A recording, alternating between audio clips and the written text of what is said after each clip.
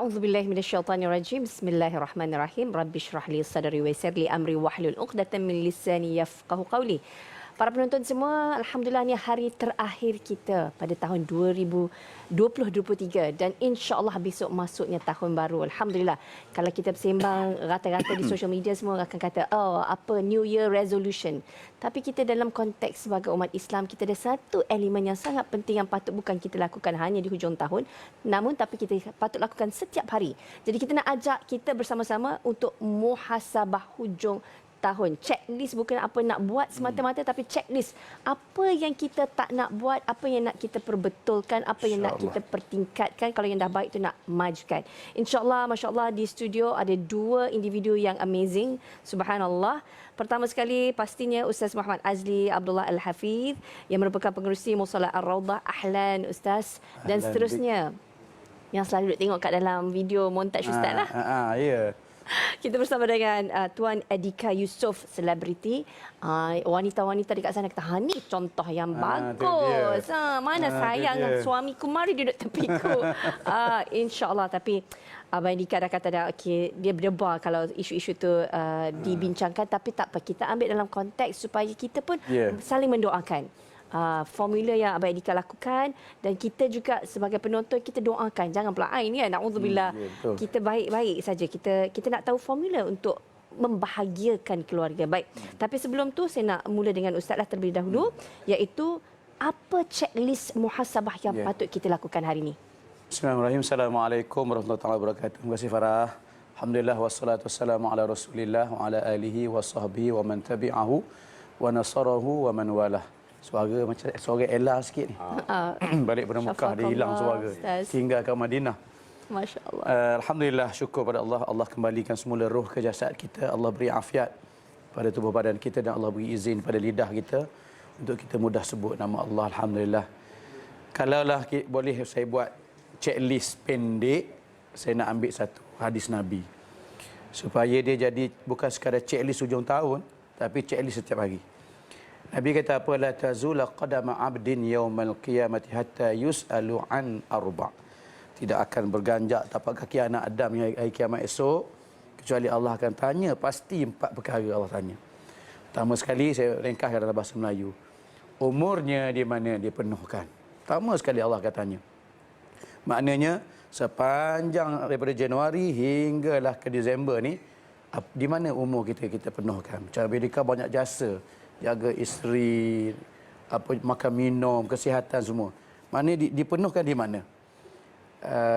Kebaikan ke keburukan? Yang keduanya, ilmunya banyak mana dia amalkan. Kemudian hartanya daripada mana dia dapat ke mana dia salurkan. Dan yang keempatnya tentang jasad dia, tubuh kita ni. Daripada di mana kita gunakan tubuh kita yang Allah beri sihat ni. Maknanya ini satu checklist yang Nabi dah bagi. Mesti kena semak selalu, kena muhasabah selalu. Apa yang kita penuhkan umur kita saban hari. Apa yang kita gunakan, ilmu yang kita dengar melalui TV, melalui kuliah-kuliah masjid, surau, di college, universiti. Di mana-mana saja yang kita dapat ilmu, banyak mana yang kita amal. Atau adakah sekadar melintas masuk telinga kanan, keluar telinga kiri. Itu Allah akan tanya juga. Kemudian kita kena tanya juga diri kita. Setakat ni rezeki kita ni daripada mana sumbernya? Halal ke tidak? Dan kalaupun halal, adakah disalurkan ke tempat yang halal? Atau yang halal kita dapat sumbernya halal tapi pergi ke yang haram. Tak jadi juga. Jadi Allah akan tanya. Satu kebimbangan yang sangat dahsyat bila Nabi sebut tak akan bergerak tapak kaki kita. Maknanya kita duduk statik, ditanya satu-satu. Allahu Akbar. Maknanya tak boleh nak pergi ke mana. Sehinggalah keputusan dibuat untuk kita. Dan yang terakhir itu Nabi sebut tubuh kita di mana kita gunakan. Tenaga yang ada Allah beri pada kita, kekuatan yang ada pada kita, di mana kita gunakan. Adakah kita mempertahankan agama kita? Adakah kita mempertahankan saudara kita di Gaza sebagai contoh? Atau kita buat donor, buat bodoh saja? Semua itu akan ditanya. Makna pendek kata, jangan rasa kita boleh terlepas. Setiap second, every single second, betul tak? Dalam hidup kita ni, tak akan ada yang terlepas daripada catatan kiraman katibin. Mana cubalah kita semak, buat checklist, semak apa sejauh 12 bulan kita berada pada tahun 2023 ni, apa yang telah kita lakukan kebaikan, dan cuba imbangkan di antara kebaikan dan keburukan. Tengok, cuba buat senarai yang mana lebih. Kalau balance tahan lagi, bimbang yang lebih tu buruk. Tapi kalau boleh kita nak yang baiklah. Apa yang biar lebih daripada. Jadi selebihnya kita nak dengar daripada Abang Deka kita. Banyak sebenarnya saya nak dapat ilmu hari ni. Okay, saya rasa para wanita semua dah tarik suami duduk tepi. Dah tarik, dah pegang ni, pegang. Dah pegang. Allahu Akbar. Okay, tapi of course kita tak bolehlah over kan. Kita nak muhasabah diri tu kita kena berpijak di bumi yang nyata, kena realistik. Tapi apa pun dalam tahun 2023 ni ada, biasalah dalam social media ni banyak netizen peka dengan kontroversi perkahwinan. Mungkin sebab individu tersebut adalah selebriti. Mau tak mau terpalitlah dengan isu viral tentang suami isteri yang masih di awal usia perkahwinan, yang masih dalam usia 20-an, sudah pun ada pergolakan ujian suami berkahwin dua. Memang itu halal, tapi apa pun kita nak dengar daripada Abang Edika sendiri, sebab saya ni pun memerhati kita setiap kali kalau isu sebegini ada di social media, nama Encik Edika, Tuan Edika pasti akan ditarik masuk ke dalam isu tersebut. Mau tak mau. Seram sejuk.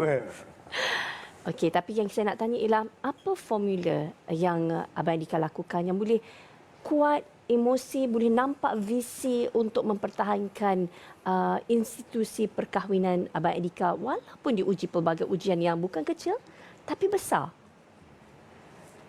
Okey. Terlebih dahulu saya mengambil kesempatan ini nak ucapkan terima kasih.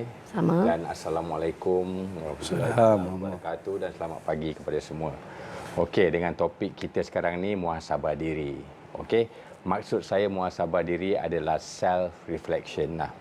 Self reflection ataupun self esteem. Yang mana katakan daripada segi jasmani dan rohani kita, macam mana kita menilai diri kita sendiri dalam kebaikan dan keburukan. Okey. Memanglah kita ni sebagai seorang artis dalam dunia seni ini, memang kalau ada apa-apa kisah yang keluar daripada sosial media aku akan terpalit. Lebih-lebih lagi saya ni kan, sebab saya menjaga isteri, orang pun soalkan dah ada isteri kenapa tak kahwin lagi. Lepas tu dia kata, oh kalau muka macam ni, rupa macam ni, populariti macam ni senang. Jadi untuk saya itu bukan jalan penyelesaian lah, because apa yang saya buat selama ni ialah, katakan kebanyakan orang apabila berkahwin dia kira akad sekali akad, dua akad, tapi saya lebih titik beratkan terhadap sumpah taklid. Jadi bila saya tengok sumpah taklid tu, kebanyakan orang lupa sumpah taklid lah kita bersumpah kepada isteri kita dan juga kita bersumpah kepada Allah yang apa kita perlu buat selepas akad nikah ni. Jadi susah senang, sakit, ni semua dalam tu ada. Jadi bila kita dengar tu yang saya pun rasa macam, bukan senang nak akad nikah ni, satu tanggungjawab yang besar. Okey. Jadi apa yang saya buat berpandukan apa yang saya sumpah, apa yang saya dah janji. Salah satu memang kasih sayang kita terhadap isteri kita. Yang kedua, kewajipan kita sebagai seorang Islam menjalankan tugas kita sebagai seorang Islam. Jadi itu baru dipanggil perkahwinan. Senang susah bersama. Jadi bila time ada je ustaz ke artis lain ke ada buat hal, nama terpalit. Jadi untuk saya sometimes saya rasa benda tu senang je. Kalau kita dah berkahwin, kita patut sayang isteri kita atau orang yang kita kahwin itu sama macam mana kita sayang diri kita. Kan? Apa yang boleh, apa yang tak boleh, kita nak jaga, kita nak pakai kemas. Jadi make sure dia pun kita buat macam tu. Jadi macam baru-baru ni terkeluar dekat social media yang saya baca, isteri nak selamatkan diri dia daripada kanser. Kan? Jadi dia kena belah buang sebelah payudara dia. Lepas tu dapat tahu yang suami dia menceraikan dia. Allahu Akbar. Hanya sebab Disebabkan itu. Jadi saya rasa itu adalah satu langkah yang salah lah. Sebab apa?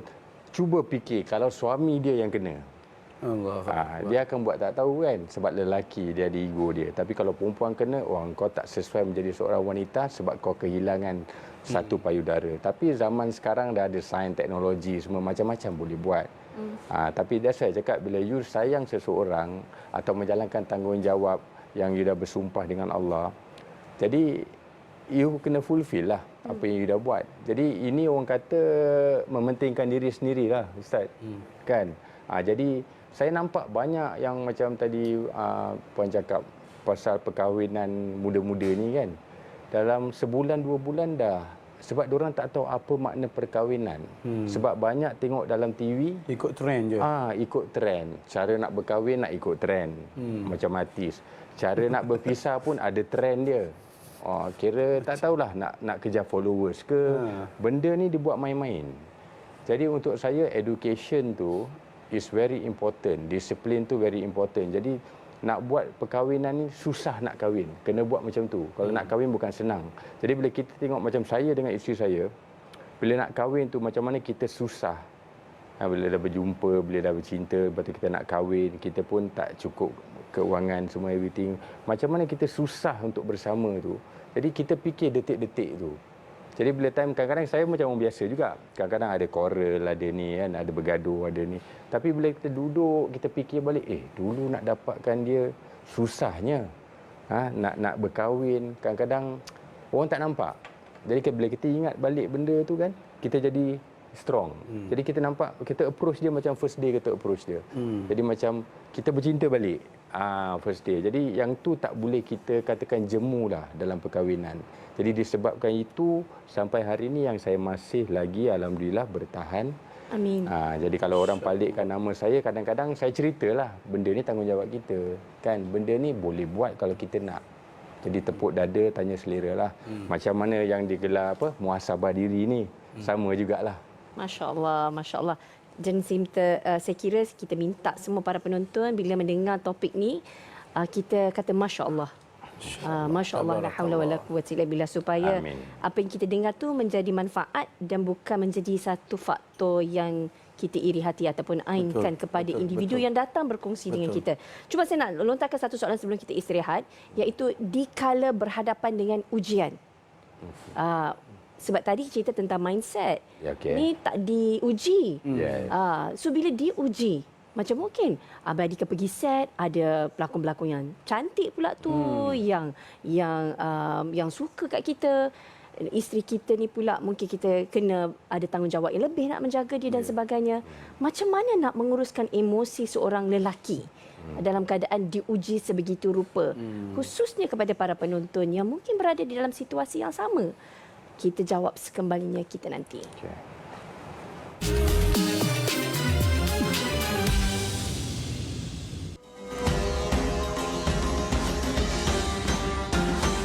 Alhamdulillah, muhasabah hujung tahun.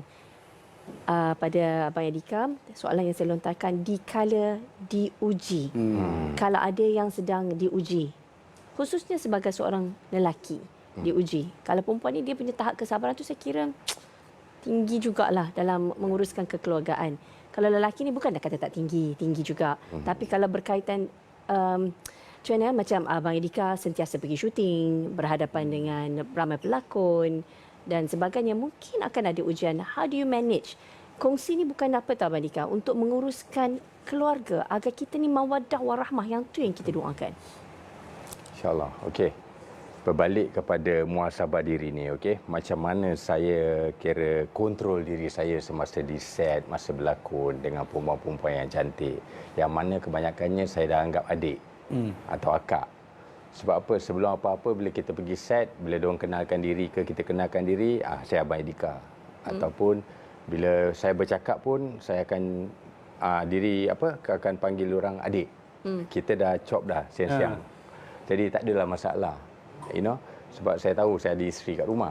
Jadi kadang-kadang tak salah kalau kita berkawan. Bila kita berkawan pun saya banyak cerita pasal isteri saya. And saya kadang-kadang bagi nombor kalau isteri saya pun tak ramai kawan. Kalau adik free ke apa ke kan, call lah my wife. Dia suka tengok adik berlakon. Jadi benda-benda macam tu lah. Jadi saya dah siang-siang dah ready dah benda tu.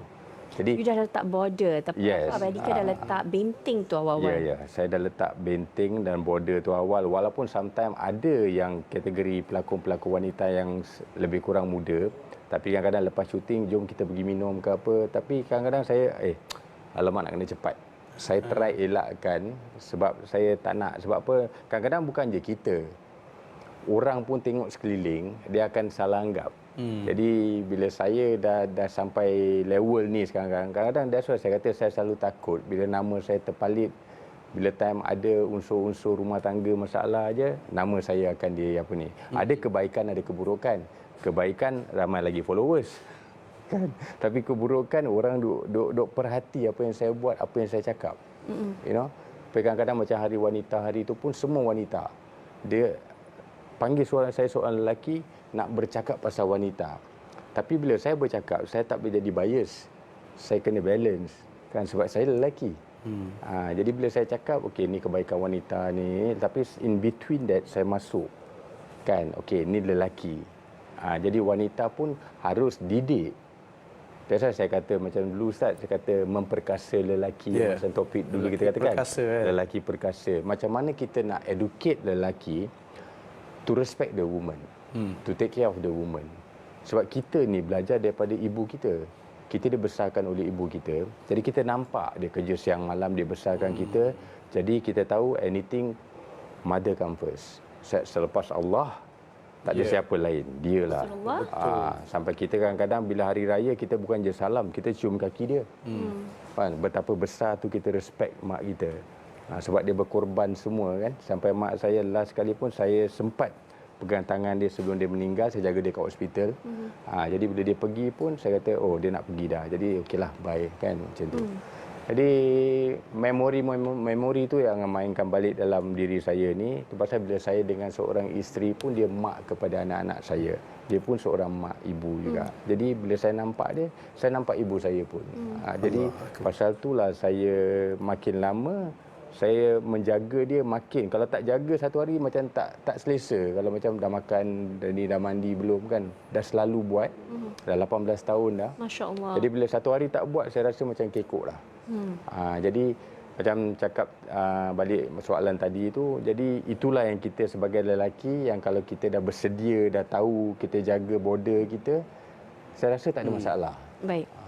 Sebab selalunya kita lihat apa yang Abang Andika lakukan itu adalah dilakukan oleh seorang wanita kepada lelaki. Tapi Alhamdulillah benda ni bukannya impossible kalau kita put our mind right.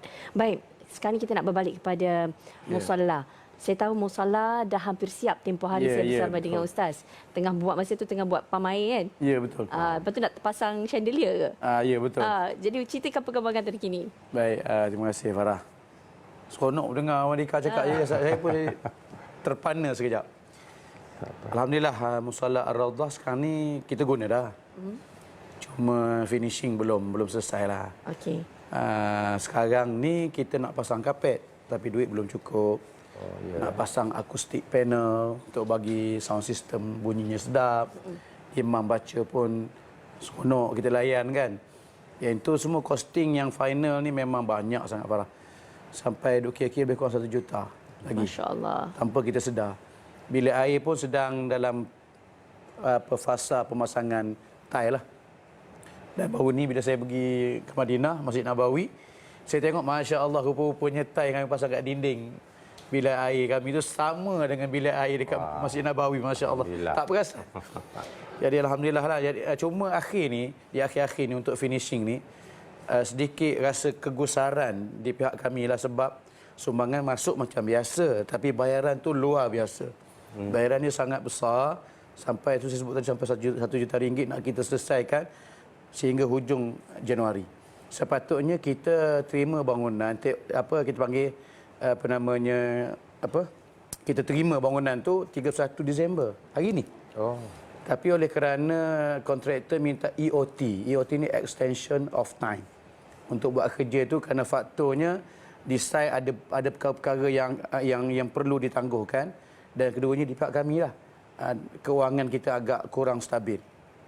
Jadi saya rasa dalam tempoh sebulan yang berbaki kita tambah ni, memang kita kena selesaikan. Kalau tidak, kena penalti. Kena denda. Kontraktor kena denda. Jadi saya rasa insya-Allah dalam masa sebulan ni sempat kita siapkan, dan sekarang ni pun kita dah isi dengan program. Ada subuh challenge, subuh warrior. Kita beri semangat pada anak-anak supaya datang subuh. Bila anak-anak datang, kita tarik anak-anak, kita pancing anak-anak datang subuh. Bapak datang sekali. Alhamdulillah. Jadi meriahlah. Tak kurang daripada 30 orang anak setiap subuh. Alhamdulillah. Hari-hari biasa sekolah pun datang, dan kita prepare setiap pagi sarapan pagi, Farah. Masya-Allah. Maknanya kita cari sponsor untuk supaya mak ayah tak bimbang lepas anak pergi semayang dengan pakaian sekolah, nanti balik terus mak ayah hantar sekolah. makan dan breakfast suruh dah siap setiap hari. Mak ayah pun tak payah masak dah. Betul. Kan? Jadi kalau sumbang tu boleh tu, ada kat kaca televisyen tu nombor online, dan juga QR je sambil-sambil melintas ke bilik air. Kan? Okey, Ustaz, kita kongsikan sedikit mengenai buku. Ni buku ni pun kalau nak boleh order, tapi stok kena tunggu sebab sekarang ni kita cetak untuk edisi ke-8 lah. Dalam tempoh 2 tahun. Terlalu laris buku ni. Jadi kalau nak beli, order dulu, mungkin 2 minggu, 3 minggu dah siap, kita hantarlah ke rumah. Baik, para penonton semua, ayuh kita merealisasikan projek ni. Ini projek yang boleh dikategorikan sebagai sukses projek yang sudah pun sampai ke fasa yang terakhir. Jadi ayuh kita pastikan kita sama-sama pasang iltizam untuk siapkan hujung bulan Januari, insya-Allah. insya-Allah. Dan pastinya kalau masjid itu diimarahkan, macam-macam aktiviti yang seperti Ustaz ceritakan tadi, pasti jiwa-jiwa yang dekat di masjid adalah jiwa yang mencintai keluarga dan masyarakat. Dan Abang Andika, jazakallah khairan kathiran. Sama-sama. Ustaz, terima kasih, jazakallah, dan kita doakan kejayaan surau musalla kita dan juga kejayaan dunia akhirat Abang Andika bersama isteri. Moga dipermudahkan, dijauhkan daripada fitnah, dijauhkan daripada ain, dan diberikan kebahagiaan mawaddah warahmah fi dunia wal akhirah, insya-Allah. Para penonton, kita rehat seketika. Jom kita beri sumbangan. Kita akan kembali selepas ni.